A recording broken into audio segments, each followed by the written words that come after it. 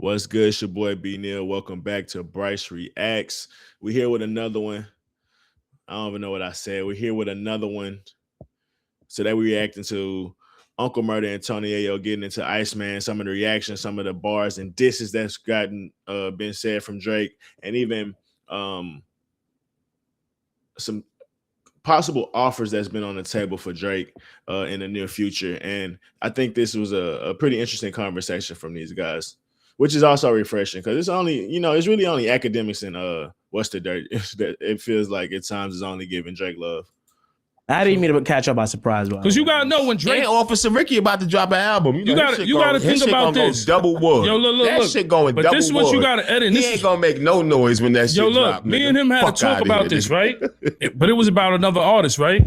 When Drake diss you, your kids gotta go to school and hit that shit. Like your kids are saying the line when your son is walking down the hallway, or your family. Yo, you heard what Drake just said? He got that much power that them disses hold weight. Yeah, them disses definitely hold weight, and more than ever, like these disses damn near direct. He put so much context and like just subtlety around all the bars before he actually delivered it. Like you knew exactly who he was talking about. The J. Cole shit when he was talking about you guys going to Hall for second opinions. I made that shit sound so much friendlier than he said it. What was some of the other ones he was getting at? Obviously, the jig is up. Like, shit was like directly, like, the shit was directly aimed. Like, Kendrick and J. Cole literally got a song together called The Jig Is Up, and it being a double entendre with Jay-Z. Like, even the Epstein Island shit, like, you niggas was hopping islands and shit got redacted. Like, that shit wasn't like, that shit was a pretty, like, direct bar, if we being honest. It's different. It don't just end on the internet. Man, that man played chess. He waited for everybody, kept quiet, seen everybody flipped on him, and he just came out with like just dissing everybody the whole album. That's what make Iceman crazy, because he's dissing everybody. How long do you wait to drop another piece after dropping 3? Yeah, and I just want to stick to that. Like, I do think that's what was super brilliant about Iceman. Like, he really left it mostly rap, and he gave it the best chance it had, because Drake is always going to be diverse. Like, and when I say best chance it had to be like successful, Drake is always going to be diverse. And if he would have gave too much R&B, if he would have gave too much singing shit on Iceman, his debut project after the beef, people would have been ready to shit on it. But the fact he gave you damn near 80% of 18 songs, like straight, direct, great music, reflective disses, and all this type of shit that you can get from Drake, but on a rap tip, like, it was elite. Like I said before, I don't think I've ever heard Drake rap this aggressively, this consistently on a project before. Like, you go look at More Life, Scorpion. I want to say, what other shit? Views. Even probably most of his albums, bro, just in general. I'm naming everything. You get like 60% rap, 55, 60% rap, and then the 40 other percent gonna be R&B, some type of alternate, like Jamaican, find your love type shit. Like, it's gonna be some other shit. This album, you got damn near 85, 90% rap from Drake, bro. Like, I can't think of anything that wasn't on that album for real, besides like Don't Worries or some shit, like No Worries or something. Like, it was like, if I'm not mistaken, 3 whole albums though. When you get that first billion, nigga. Of course, why not? Let me run this back because this is interesting. How long do you wait to drop another piece after dropping 3 whole albums though? When you get that first billion, nigga. Of course, why not? If he working on that type of deal, shit, he got a whole bunch of shit to talk after he secured that paper. Right. So, But they ain't even gonna stress him. That's Drake. Drake is a machine now. He's bigger than what Universal is. I think Kendrick is big like that too. But now what Drake did is he mastered the game. And I think that was stated pretty like masterfully or just perfectly. Like he said, he became bigger than UMG. And you could say it in multiple ways, whether it's like obviously he's not a label, but like his impact and really needing UMG, he's bigger than that. He don't need them. And then when it just goes into, they wouldn't even stress him about getting that billion back because he a machine. Like he's mastered the game. I think it is understated, even though he said that like brilliantly. It's still understated. Like the only problem that people will have with him getting a billion is like, do you think he's out of his prime? Because it's no way you don't think he's acquired these companies that he didn't work for and who's had his percentages of his catalog. They didn't recruit way more than billions. Like Drake was a part of the most dominating genre of music for what how long? Like hip hop been dominating like top, I think it was 30, 40 years, something like 30 something years. And he got like 16 of that. You don't think they were making crazy, like fuck tons of money? So when you look at this deal now, it's like, yeah, it's $1 billion on the table, but is it worth it right now? Because he's out of his prime. But Iceman just dropped close to 500 just on Iceman, and he dropped 2 other projects that same week. And if you put all of them together, he damn near did 700. And I'm counting, he did 700 first week. He dropped 3 projects and he did 700 first week. You could try to break it up. At the end of the day, it was 700 first week on all the shit that Drake dropped. And you about to see some other crazy things you can get into as far as like how much he's actually going to chart. And we actually can get into that too real quick.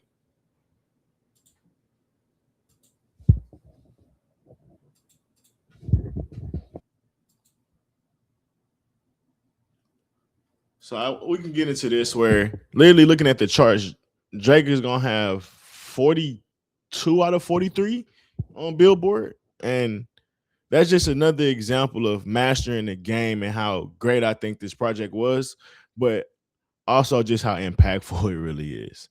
So for a guy to be, after he was dead, supposedly buried alive, so funny how that record comes back to play. He was able to do damn near 700. It's so hard not to see why he's not worth that billion. Unless, like I said, you just don't think he could keep recreating this the next 6-7 years, which at minimum, he's doing 400K the next 7 years, first week, and gonna keep going gold, platinum in a matter of months before the year's over. So with that type of algorithm, I don't see that changing for Drake. If it couldn't change 2024, 2025, what's going to change it the next 7 years? Besides people just, shutting the fuck up and actually riding the wave. I don't see what could possibly, unless there's some real allegations out there. But let's look at this. I feel like people aren't understanding how crazy this is. Drake has 18 out of the 19 top songs. And let's bring you over to this number right here. Drake has 0 radio play. His label is not backing him. Fucking 0. And he's still doing that. Imagine if they actually play his music. Or I don't know how long it takes to play. Because people told me in Houston they was playing this. So I don't know how long it takes to actually equate to this. But they said he wasn't getting nothing played on here based on this Billboard shit. I don't know how long it takes to load in. And I don't have a radio. I wasn't listening to the radio. So I don't know personally. But that's interesting. Imagine if they was getting the radio plays, how much first week he would have did. I don't know. Like, I really don't know. That might be unfathomable. How that works. He's going to be the first artist in history to debut albums at 1, 2, and 3. He is also going to be the first male artist in history to have 14 out of the top 15 spots in the Billboard Hot 100. That didn't say rapper. That didn't say country. That said male artist. That's insane. That's insane. And it's all Iceman. So he could have just dropped that. He could have just dropped that. And it's arguable if he would have just dropped that, maybe that should get bumped out where he got off 15 spots. Just because it's more music, more sound is just going to those songs, all of those songs versus the other 2 albums that you got, kind of taken away from that a little bit. And he was still able to accomplish that. So with that being said, it's just like, these are tremendous like things happening, but I think we're not gonna be able to quantify them because it's like in the moment.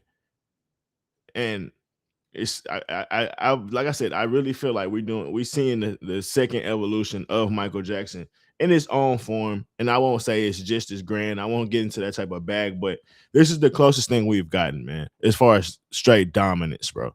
It's hard not to argue it. Male artist. Spe- And now it is especially from the longevity standpoint. Like, and I'll wrap this video up here because I don't want to get into this whole thing. Michael Jackson started dropping, I want to say it was 79. Or was it 69? It might have been 69 or 79. But that lasted all the way into damn near the 90s.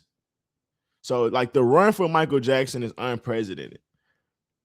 Damn near, I want to say, top of the charts for 20 years straight.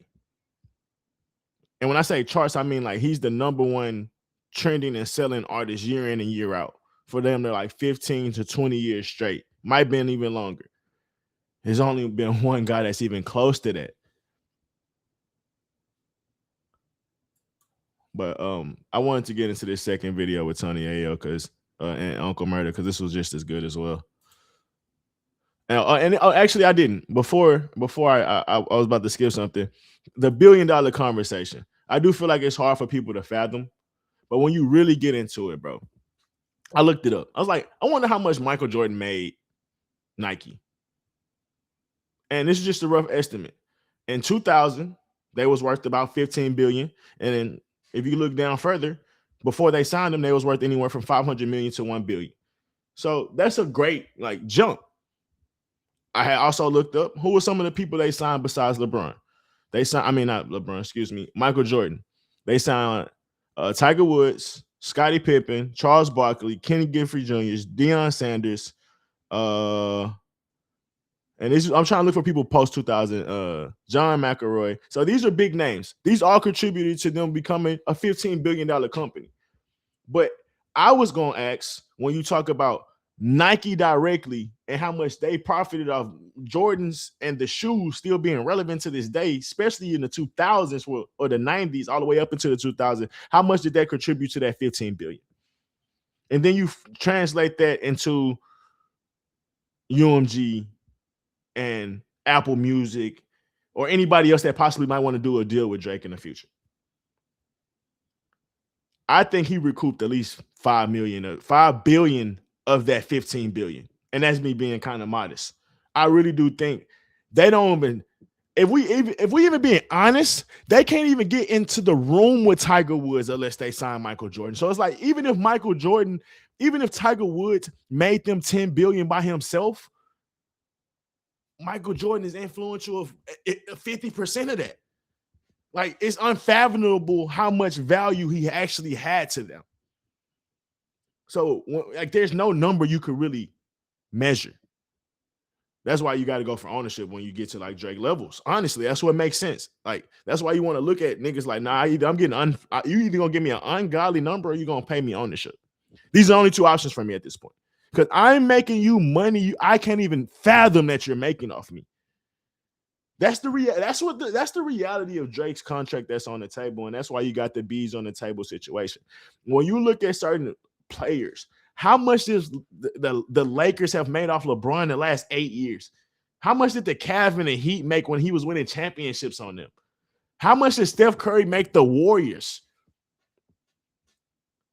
Like, these niggas made ungodly amount of money, and these players are getting a small percentages, which is, you play the game and how it's played.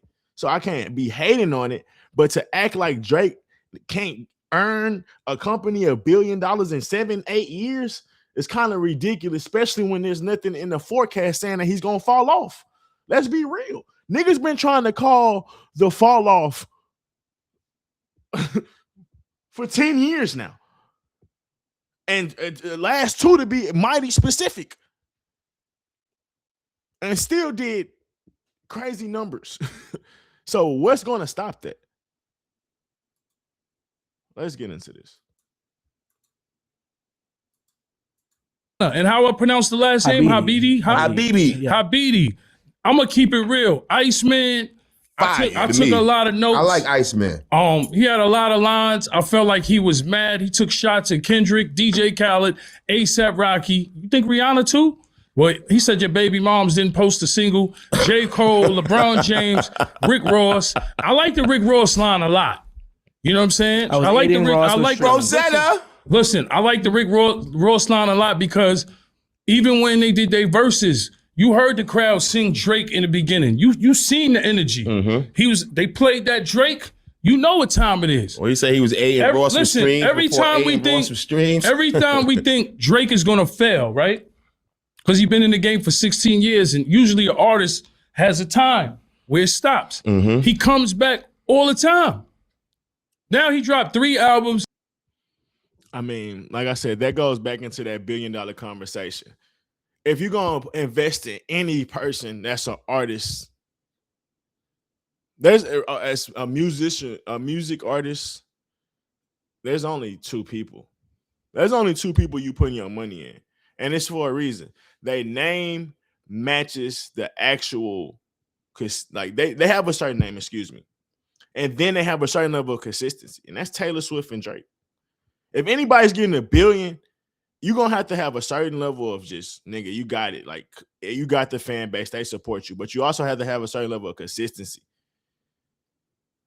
And that was the difference too. He mentioned Kendrick on the last video, and I could have let that go a little bit further. I forgot to go back to that. I do think Kendrick is a name that could possibly garner a unreasonable amount of money. I'm not gonna act like he can't, but it'd be a different conversation trying to give him $1 billion just because he don't release enough. And we haven't seen what it would look like if he did. So it's like, if you like talking about protecting your investment, there's no better investment than Drake.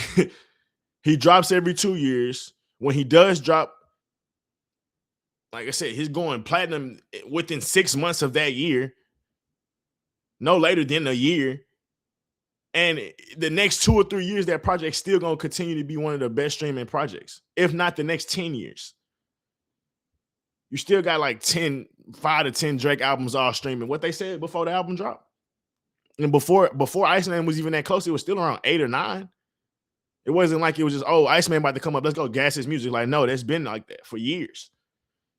So you might have an album every time Drake dropped that's going to last that minimum 2 years. Father Dogs was one of his worst projects as far as Drake standards. That shit was the number 1 selling album all the way through 2024. And that shit dropped 2022.